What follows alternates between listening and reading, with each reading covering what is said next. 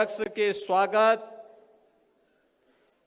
राष्ट्रीय परिषद के लिए प्रदेश के 120 सदस्यों के निर्वाचन की घोषणा के लिए आयोजित आज के समारोह में केंद्रीय चुनाव अधिकारी के रूप में हम सब के बीच में यहां पर उपस्थित केंद्रीय उद्योग एवं वाणिज्य मंत्री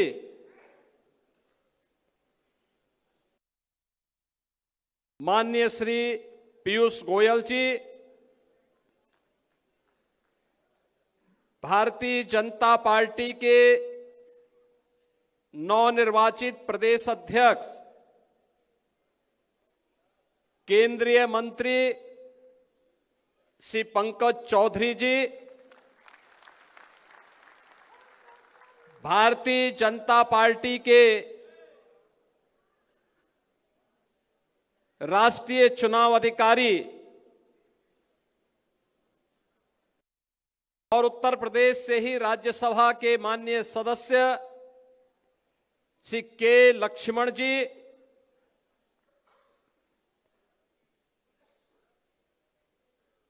भारतीय जनता पार्टी के निवर्तमान प्रदेश अध्यक्ष चौधरी भूपेंद्र सिंह जी, उत्तर प्रदेश सरकार में मंत्रिमंडल के मेरे वरिष्ठ सहयोगी उप मुख्यमंत्री द्वय श्री केशव प्रसाद मौर्य जी, श्री ब्रजेश पाठक जी, प्रदेश चुनाव अधिकारी डॉक्टर महेंद्र नाथ पांडे जी, राष्ट्रीय महामंत्री श्री अरुण सिंह जी, डॉक्टर राधा मोहन दास अग्रवाल जी, प्रदेश संगठन के महामंत्री माननीय श्री धर्मपाल जी, राष्ट्रीय उपाध्यक्ष और पूर्व प्रदेश अध्यक्ष डॉक्टर लक्ष्मीकांत वाजपेयी जी, राष्ट्रीय उपाध्यक्ष श्रीमती रेखा वर्मा जी, तारिक मंसूर जी, राष्ट्रीय मंत्री श्री सुरेंद्र नागर जी, केंद्रीय मंत्री श्री बीएल वर्मा जी, पूर्व प्रदेश अध्यक्षगण डॉक्टर रमापति राम त्रिपाठी जी, सूर्य प्रताप शाही जी, स्वतंत्र देव सिंह जी, भारतीय जनता पार्टी के सभी केंद्रीय और प्रदेश के साथ ही मंडल स्तर से जुड़े हुए सभी हमारे पदाधिकारीगण, प्रदेश के कोने कोने से आए हुए सभी उपस्थित बहन और भाइयों, मैं सबसे पहले नवनिर्वाचित प्रदेश अध्यक्ष के रूप में श्री पंकज चौधरी जी का आप सभी कार्यकर्ताओं की ओर से हृदय से स्वागत करता हूं, अभिनंदन करता हूं।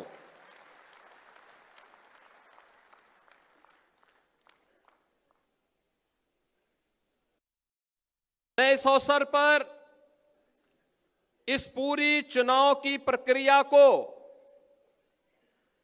सकुशल निर्विघ्न तरीके से संपन्न करने के लिए, निर्विवाद रूप से संपन्न करने के लिए डॉक्टर महेंद्र नाथ पांडे जी को, प्रदेश अध्यक्ष के निर्वाचन अधिकारी माननीय पीयूष गोयल जी को और संगठन पर्व के राष्ट्रीय अधिकारी माननीय डॉक्टर के लक्ष्मण जी को हृदय से धन्यवाद देता हूं कि आज उत्तर प्रदेश के अंदर हमारे चुनाव की प्रक्रिया संपन्न हो रही है और एक अनुभवी कार्यकर्ता को उत्तर प्रदेश के प्रदेश अध्यक्ष का दायित्व मिलने के साथ ही उत्तर प्रदेश के अंदर अब नए गति के साथ सरकार और संगठन मिलकर के आदरणीय प्रधानमंत्री जी की मंशा के अनुरूप आगे बढ़ने के संकल्प के साथ बढ़ पाएगा। बहनों और भाइयों, मैं इस अवसर पर धन्यवाद दूंगा चौधरी भूपेंद्र सिंह जी को, जो पिछले 3.5 वर्ष से प्रदेश अध्यक्ष के रूप में अपने दायित्वों का निर्वहन करते हुए प्रदेश के अंदर हर एक उन कार्यक्रमों को गति प्रदान करने में अपना योगदान दे रहे थे। इस दौरान प्रदेश तमाम चुनौतियों का सामना करते हुए आगे बढ़ा और आज नवनिर्वाचित अध्यक्ष के चुनाव के साथ संगठन पर्व का यह दायित्व उत्तर प्रदेश के अंदर अपनी पूर्णाहुति की ओर अग्रसर हो चुका है। लेकिन नए दायित्व के कार्य हम सबके सामने नई चुनौती के साथ में है। आपने बदलते हुए भारत को देखा है। एक नए भारत का दर्शन हम में से हर व्यक्ति कर रहा है। 11 वर्ष में क्या भारत आज पूरी दुनिया का नजरिया भारत के प्रति और भारतवासियों के प्रति बदला है। जो लोग आज से 11 वर्ष पहले भारत को कमतर आंकने का प्रयास करते थे, हे दृश्य देखते थे, आज उन्हें भारत के अंदर विश्व नेतृत्व नजर आता है। आज उन्हें भारत पर गौरव की अनुभूति होती है। आज भारत वैश्विक संतुलन का कार्य कर रहा है और बिना रुके, बिना टिके, बिना झुके अपनी यात्रा को आगे बढ़ाने का कार्य कर रहा है। और ये हमारा सौभाग्य है, इस नए भारत को पिछले 11 वर्ष से अधिक समय से दुनिया के सबसे यशस्वी नेता आदरणीय प्रधानमंत्री के रूप में श्री नरेंद्र मोदी जी का नेतृत्व और मार्गदर्शन प्राप्त हो रहा है। उत्तर प्रदेश के अंदर पिछले 8-8.5 वर्ष के अंदर जो कुछ भी परिवर्तन हम करने में सफल हुए हैं, यह आदरणीय प्रधानमंत्री जी का मार्गदर्शन और नेतृत्व ही है। डबल इंजन सरकार की डबल स्पीड की ताकत है। एक एक कार्यकर्ता की मेहनत और परिश्रम का परिणाम है कि उत्तर प्रदेश के बारे में जो परसेप्शन था, उस परसेप्शन को हमने दूर किया। बीमारू राज्य के धब्बे से उत्तर प्रदेश को मुक्त करके रेवेन्यू सरप्लस स्टेट के रूप में उत्तर प्रदेश को दुनिया के सामने, देश के सामने स्थापित किया। आज उत्तर प्रदेश दंगा मुक्त है, माफिया मुक्त है, अपराध मुक्त है। आज उत्तर प्रदेश टूरिज्म का, इन्वेस्टमेंट का देश के बेहतरीन राज्यों में से अपने आप को एक साबित कर सकता है और बेधड़क उत्तर प्रदेश के अंदर उस प्रकार के निवेश आए हैं, आ रहे हैं। कोई कल्पना कर सकता है कि अकेले उत्तर प्रदेश में इन 8.5 वर्ष में 9.25 लाख नौजवानों को सरकारी नौकरी बिना भेदभाव के प्राप्त हुई है। 1.5 करोड़ से अधिक नौजवानों को परंपरागत उद्यम में उन्हें नौकरी के साथ और रोजगार के साथ जोड़ने का और जो कार्य निवेश का, सुरक्षा और कानून के राज में बेहतर तरीके से आगे बढ़ा है। 15 लाख करोड़ रुपए से अधिक के निवेश की योजनाएं जमीनी धरातल पर उतरी हैं और 6 लाख से अधिक की परियोजनाएं हमारे पास वर्तमान में तैयार है, जिसका हमें ग्राउंड ब्रेकिंग की तैयारी करनी है, जिसको लेकर के हम आगे बढ़ रहे हैं। मैं इस अवसर पर केंद्रीय उद्योग और वाणिज्य मंत्री माननीय श्री पीयूष गोयल जी का हृदय से धन्यवाद करूंगा कि आदरणीय प्रधानमंत्री जी, आदरणीय रक्षा मंत्री जी, आदरणीय गृह मंत्री जी, आदरणीय राष्ट्रीय अध्यक्ष जी के नेतृत्व में प्रदेश के विकास की जिन योजनाओं को आगे बढ़ाने के लिए जब भी हमने माननीय पीयूष जी से सहयोग और समर्थन मांगा, वे देश के अंदर या दुनिया के अंदर कहीं भी रहे होंगे, उत्तर प्रदेश के प्रस्ताव को उन्होंने तत्काल कहा कि ये होना है। जैसे हमने कहा उत्तर प्रदेश के अंदर 1 डिस्ट्रिक्ट 1 प्रोडक्ट की योजना हम आगे बढ़ाए हैं। हमारे पास एक कमी है। उन्होंने कहा आप बताइए। मैंने कहा हमें एक पैकेजिंग इंस्टीट्यूट चाहिए। उन्होंने कहा आप घोषणा कर दीजिए, ये मान के चलिए कि हो गया। और बहनों और भाइयों, मुझे प्रसन्नता है बताते हुए, लखनऊ में भारत सरकार ने अपना पैकेजिंग इंस्टीट्यूट स्वीकृति ही नहीं किया, उसका सत्र भी प्रारंभ हो गया है। उत्तर प्रदेश अपने उद्यमियों के लिए उनकी प्रोडक्ट को शोकेसिंग कर सके, दुनिया के बाजार में पहुंचा सके। हमारे मन में आया कि हम क्या उत्तर प्रदेश ग्लोबल मीट का कोई आयोजन हम कर सकते हैं। कोई ऐसा आयोजन हो जाए जहां उत्तर प्रदेश के प्रोडक्ट को हम शोकेसिंग कर सकें।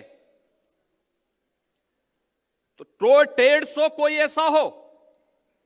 मैंने माननीय पीयूष जी से चर्चा की। उन्होंने कहा चिंता मत करिए। पहले वर्ष उन्होंने कहा कि मैं कम से कम 500 फॉरेन बायर अपने खर्चे पे भेज रहा हूं यूपी में। यूपी के लोग अपना वो लगाएं, खरीदारी करने की जिम्मेदारी हमारी, दुनिया के मार्केट में पहुंचाने की जिम्मेदारी। और बहनों और भाइयों, आज हर वर्ष सितंबर माह में उत्तर प्रदेश का सूक्ष्म लघु उद्यम विभाग उत्तर प्रदेश के अंदर बने हुए हर प्रोडक्ट को हम लोग ग्रेटर नोएडा में इंडिया एक्सपो सेंटर में UP trade international trade show का आयोजन करते हैं।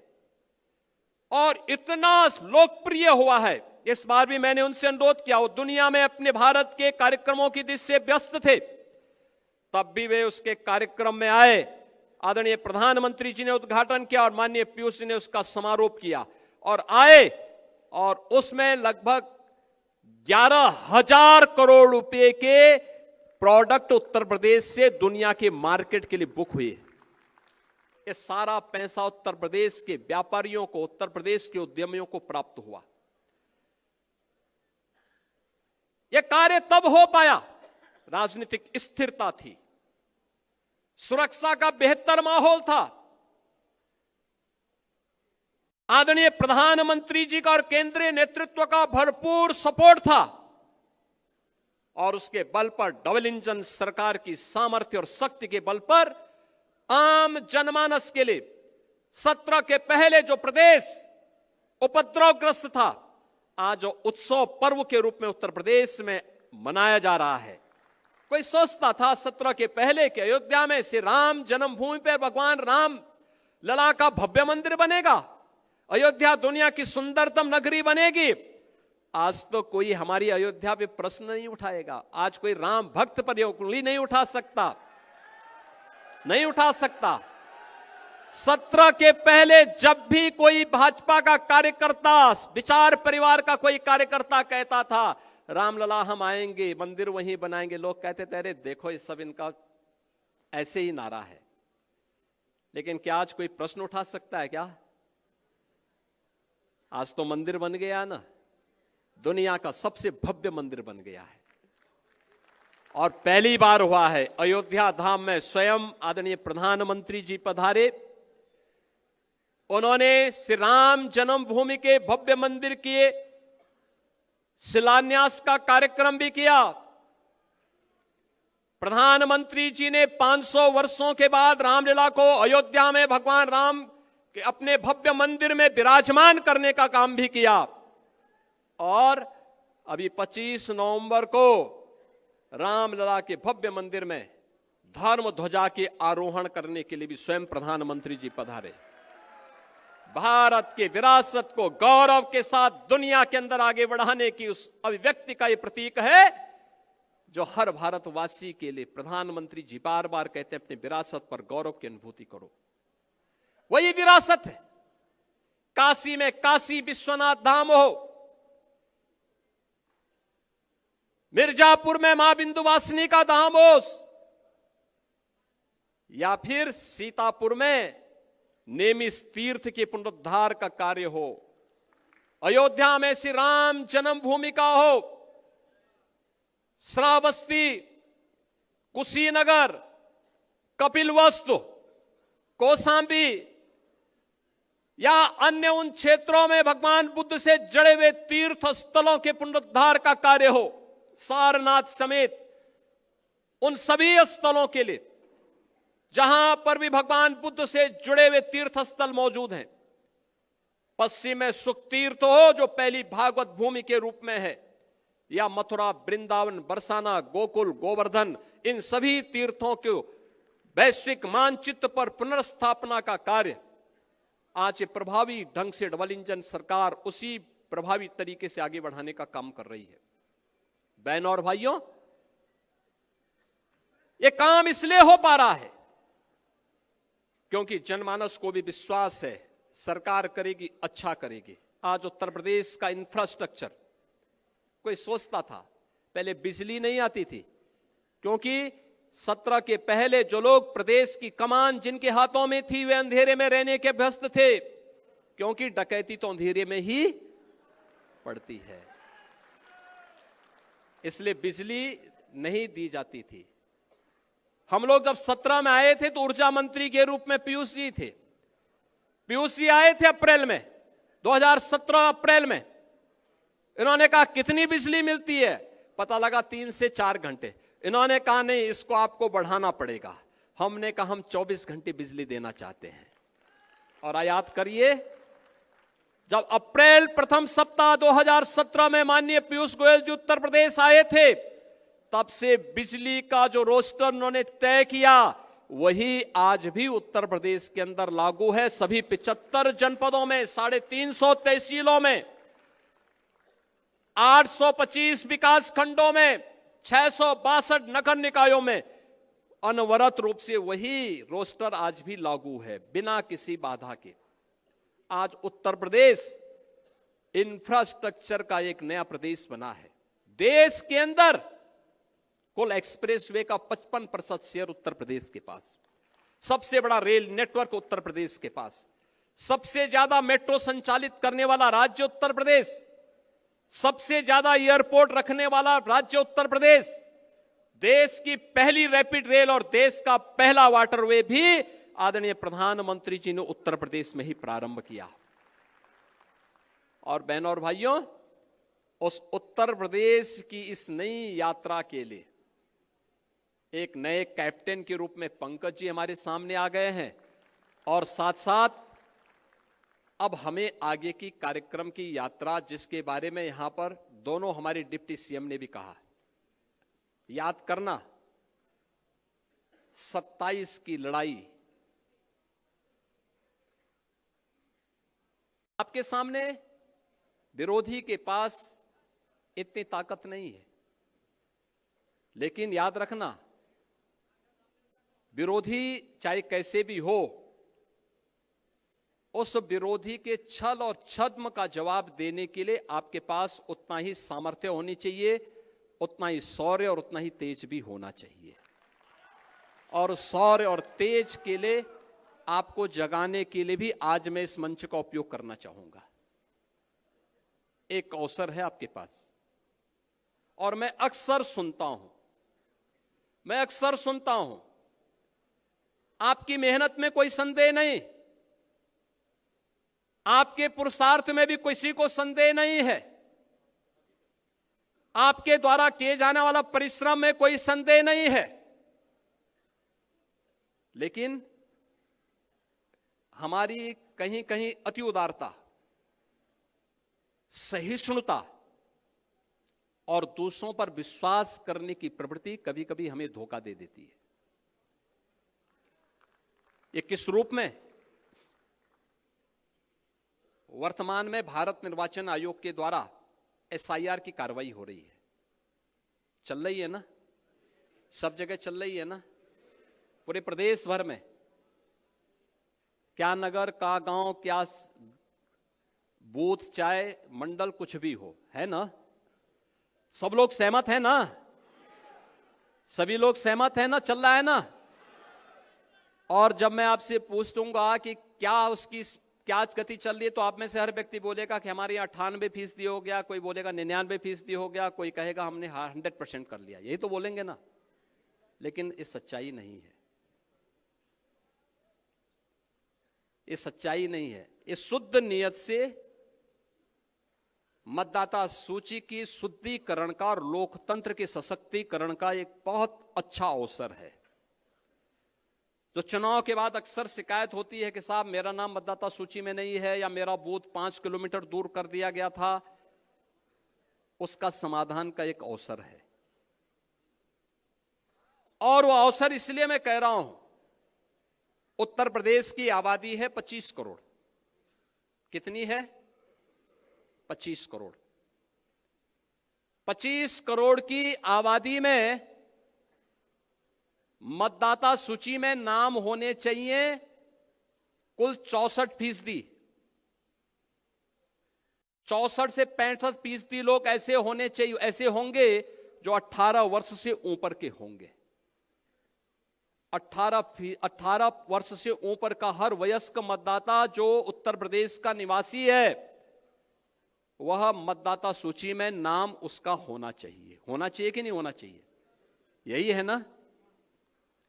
अब 18 वर्ष से ऊपर का मतदाता सूची में नाम होना चाहिए, तो यह संख्या होनी चाहिए 16 करोड़। और मतदाता सूची में एसआईआर के बाद जो मतदाता सूची में नाम आए हैं, वो कितने आए हैं? 12 करोड़। ये 4 करोड़ का जो गैप है, 2025 की जो मतदाता सूची थी, जनवरी 2025 की, उसमें कुल नाम थे 15 करोड़ 44 लाख। कितने थे? 15 करोड़ 44 लाख। 1 जनवरी 2026 को जो भी युवा 18 वर्ष का होगा, वह मतदाता बनने का हकदार होगा। यह संख्या बढ़नी चाहिए 15 करोड़ 44 लाख से 16 करोड़ तक, लेकिन ये संख्या बढ़ी नहीं है, घटी है। 15 करोड़ 44 लाख से घट करके ये हो गई है 12 करोड़। ये जो 4 करोड़ का गैप है, ये मिसिंग है। ये आपका विरोधी नहीं है, इसमें से 85 से 90% आपका मतदाता है।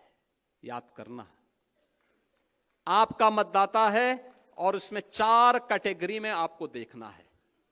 4 कैटेगरी। एक, जिन तक अभी कोई नहीं पहुंचा, अनमैपिंग में। संजोग से भारत निर्वाचन आयोग ने 14 दिन का नया समय बढ़ाया है, यानी आज के दिन से अगर आप लेंगे तो आपको 12 दिन का नया समय मिला हुआ है। ये 12 दिन का बेहतर उपयोग। ये काम याद करना, चुनाव का काम, चुनाव का परिणाम विधानसभा में, लोकसभा में आता है, लेकिन चुनाव लड़ा जाता है बूथ पे, जिसके लिए प्रधानमंत्री जी कहते हैं कि बूथ यानी मेरा बूथ सबसे, क्योंकि लड़ाई बूथ पे होती है, इसलिए वो मजबूत होना चाहिए। होना चाहिए कि नहीं होना चाहिए? अब मैं आप सबसे कहूंगा, अब ड्राफ्ट सूची आ रही है आपके पास, आने लग गई, उसकी नकल मिलने लग गई, उसका एक बार अवलोकन कर लीजिए। और ये बूथ पर वो कोई भी पदाधिकारी, राष्ट्रीय पदाधिकारी हो, प्रदेश का हो, क्षेत्र का हो, जिले का हो, मंडल का हो, शक्ति केंद्र का हो, ये सभी लोग अपने बूथ की मतदाता सूची को एक साथ मिलकर के अवलोकन करें। एक बूथ पे बहुत होंगे, 250 से लेकर 250 तक घर होंगे। आसानी से वहां का कार्यकर्ता ये देख सकता है कि कौन छूटा है, कौन फर्जी है, कौन मृतक है, कौन शिफ्टेड है और कौन यहां से जा चुका है। ये सब कुछ जानकारी ले सकते हैं। 4 कॉलम आपको मिलेंगे इसमें। एक अनलैपिंग का, एक मृतक का, एक अनुपस्थित यानी एब्सेंट का, और एक शिफ्टेड का। कौन शिफ्ट हो चुका है, इसकी भी सूची होगी। उन नामों को अवलोकन कर लीजिए।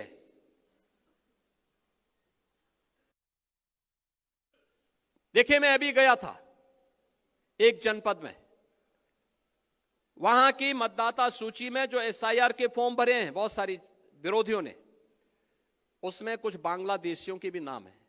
आप मुझे बताइए, एक जगह तो यह भी मैंने देखा, एक सज्जन का नाम था, उसकी उम्र 20 साल, उसके पिता की उम्र 30 साल, और उसके ग्रैंडफादर की उम्र 40 साल। तो मैंने कहा ये कौन नए नमूने आ गए। देखो, आप जब देखेंगे तब आप मुझे बताइए 10 साल की उम्र में किसी का बच्चा होगा क्या? लेकिन यह भी फॉर्म भरा गया है। यानी बेटे की उम्र 20 साल, बाप की उम्र 30 साल, और उसके ग्रैंडफादर की उम्र 40 साल। तो मैंने कहा तब तो ये कई पीढ़ियां देख चुके होंगे भाई। आप मुझे बताओ, अगर सबसे बड़ा व्यक्ति 90 साल का होगा तो इताई उससे पहले तो कई पीढ़ियां होंगी। वो तो पूरा गांव ही एक परिवार बसा देगा, एक ही परिवार गांव बसा देगा। हमें इस समय उसको देखना होगा। यह भी फर्जी हुआ है। नाम कहां से? पश्चिमी, यानी उसमें दिनेजाकपुर, नौगांव असम, और मतदाता बने हैं संभल में। क्या मतलब है?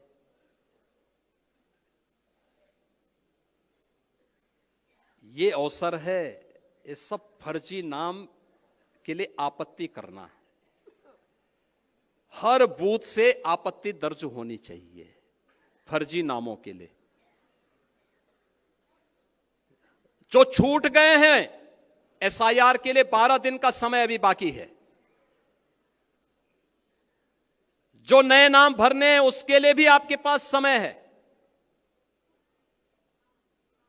जिनके नाम काटने हैं उनके लिए समय है। और इस समय उन फटाफट भरवाइए, आपत्ति करिए।